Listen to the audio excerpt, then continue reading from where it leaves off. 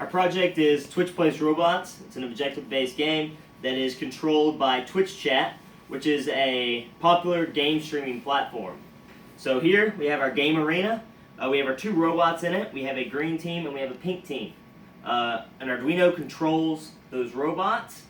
The objective of this game is for one team to get the yellow block in the middle to the other team's score area. So in this case, the green would try and get it in the pink would try and get it in the green. So here we have the live stream. So you can see the live stream here, and we have our Twitch chat here. So what we do is since this is a team-based game, we first need to join a team.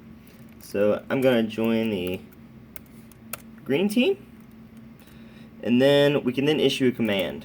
There's 3 commands. There's forward, backward, and turn. All of those commands have arguments on top of them too. So if we want to move forward 3 units, we can say forward 3. If you want to turn, you specify the degrees you want to turn. So I'm going to move forward. So in about 10 seconds, due to the stream delay, you'll actually see the green robot move forward because of that command.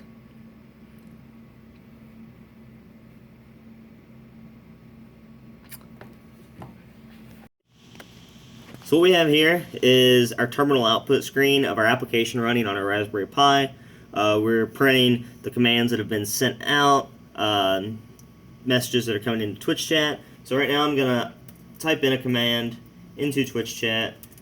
I'm gonna tell it to go backward.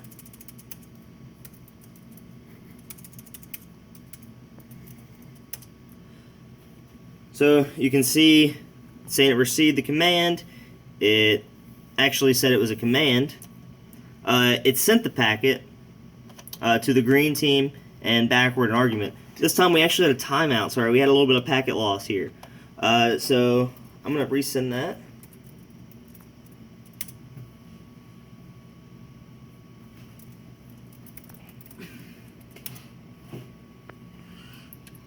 So that time we actually got an ACK back. So it said that our robot actually received and executed our command.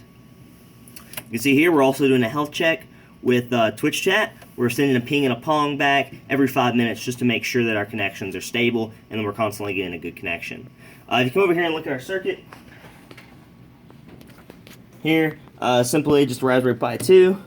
Hooked up over here, we have a 2.4 megahertz radio frequency transceiver that is being used to communicate with the Raspberry Pi, or with the Arduinos that's sitting across the room. So here's an example of our robots that we're using.